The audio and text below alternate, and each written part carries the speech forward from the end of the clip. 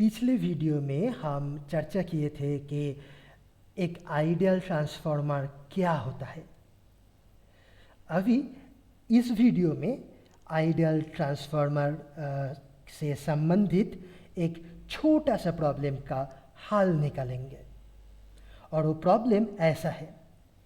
एक ideal transformer है जिसके दोनों कॉइल उसमें N1 नंबर्स ऑफ टर्न्स और N2 नंबर्स ऑफ टर्न्स है। उसके दोनों साइड है AB और CD। एक साइड A और B, इन दोनों टर्मिनल के बीच में एक इम्पीडेंस Z कनेक्टेड है और C और D के बीच में कुछ भी अभी तक कनेक्टेड नहीं है। हमें ये दोनों टर्मिनल C और D के बीच में इम्पीडेंस निकालना है। मतलब अगर हम C और D के बीच में इम्पीडेंस मेज़र करें तो उसका वैल्यू क्या आएगा। तो ये है क्वेश्चन कि अगर हम C और D इन दोनों टर्मिनल के बीच में इम्पीडेंस नाप ले तो वैल्यू क्या आएगा। तो हम इम्पीडेंस कैसे नाप सकते हैं? तो उसके लिए हम एक वोल्टेज सोर्स ले सकते हैं। कहो कि उसका वैल्यू है V2 AC voltage, phasor value है V2 प्लस माइनस। अभी हम ये वोल्टेज सोर्स को C और D के बीच में कनेक्ट कर सकते हैं और फिर इधर कुछ करंट फ्लो होगा। कितना होगा वो करंट? कहो कि वो है I2।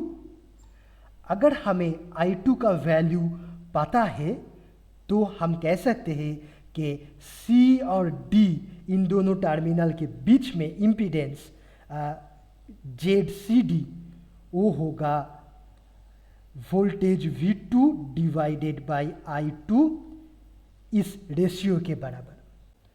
मतलब आप ये सर्किट के इस पार्ट को एक साथ देखें। ये पीला पार्ट जो है उसके दोनों टर्मिनल है C और D और हम C और D के बीच में इम्पीडेंस, ये येलो और पीला वाला सर्किट का इम्पीडेंस C और D इन दोनों टर्मिनल के बीच में नापने की कोशिश कर रहे हैं और उसका वैल्यू होगा V2 डिवाइडेड बाय I2 इस रेशियो के बराबर। अभी V2 बाई I2 ये कितना होगा वो हमें निकालना होगा। अब देखिए कि हम अगर ये प्राइमरी साइड का वोल्टेज इसे हम V1 का है प्लस माइनस, तो V2 होगा V1 multiplied by N2 by N1 के बराबर। और फिर ये करंट I2 कितना होगा? अच्छा, अगर इधर प्राइमरी साइड में करंट I1 है, ओके, तो ये I2 होगा I1 multiplied by N1 by N2 के बराबर। एक चीज़ पे आप ध्यान दीजिए कि इधर V1 का प्लस साइड डॉटेड साइड के तरफ है और इधर भी V2 का प्लस साइड डॉटेड साइड के तरफ है। ओके, ये होना जरूरी है वरना मेरा ये इक्वेशन सही नहीं होगा। वैसे ही जब करंट I2 डॉटेड साइड से घुस रहा है तो करंट I1 को डॉटेड साइड से निकलना चाहिए। एक करंट डॉटेड साइड से घुसने वाला है तो दूसरे को डॉटेड साइड से निकलना वाला है। ये होना जरूरी है वरना मेरा ये इक्वेशन सही नहीं होगा। ठीक है, फिर इधर मैं इसे लिख सकता हूँ कि V1 by I1 multiplied by N2 by N1 whole square. अभी ये V1 बाई I1 क्या है? अब देखिए ये V1 है Z इम्पीडेंस के दोनों तरफ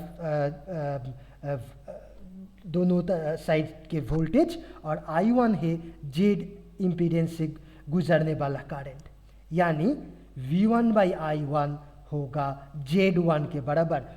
तो ये है Z1, सॉरी ये Z है, तो Z multiplied by N2 by N1 whole square.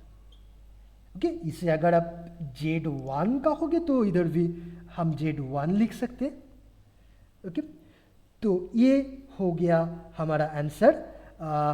सी और डी दोनों टर्मिनल के बीच में इम्पीडेंस है Z1 multiplied by N2 by N1 whole square के बराबर।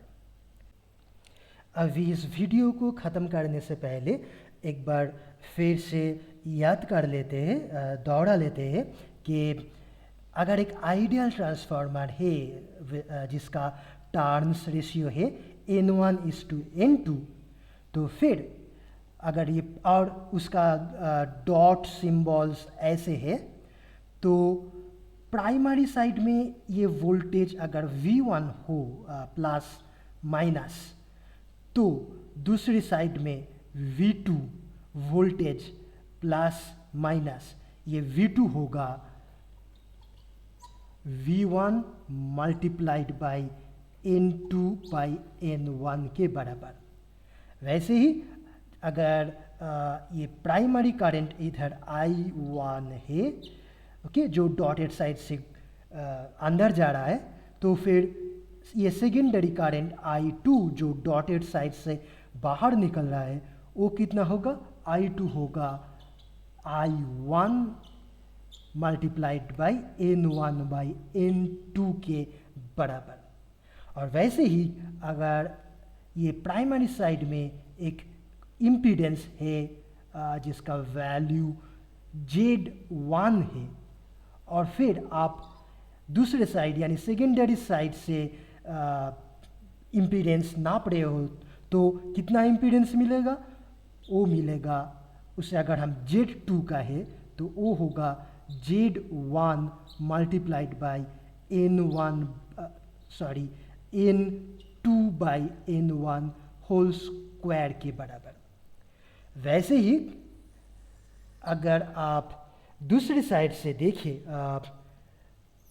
अगर ये आपके आइडियल ट्रांसफार्मर है और फिर उसके सेकेंडरी टर्मिनल्स के बीच का वोल्टेज V2 है प्लस माइनस, तो प्राइमरी वोल्टेज होगा ऐसे V1 प्लस माइनस, वो होगा V1 equal to V2 multiplied by N1 by N2। इधर ध्यान दीजिए, इस इक्वेशन में है V2 multiplied by N1 by N2, लेकिन इस इक्वेशन पे है N2 बाई N1 उसके रेसिप्रोकल। ओके, तो ध्यान दीजिए इधर पर। और वैसे ही अगर ये करंट I2 डॉटेड साइड से निकल रहा है, तो इधर प्राइमरी पे जो करंट डॉटेड साइड से घुसने वाला है उसका वैल्यू होगा I1 equal to I2 N2 by N1। वैसे ही अगर एक इम्पीडेंस आप Z2 सेकेंडरी साइड में कनेक्ट करेंगे ऐसे, तो और फिर अगर प्राइमरी टर्मिनल्स के बीच में इम्पीडेंस मेज़र करेंगे तो वैल्यू कितना आएगा? वो आएगा Z1 equal to Z2 N1 by N2 whole square. ठीक है।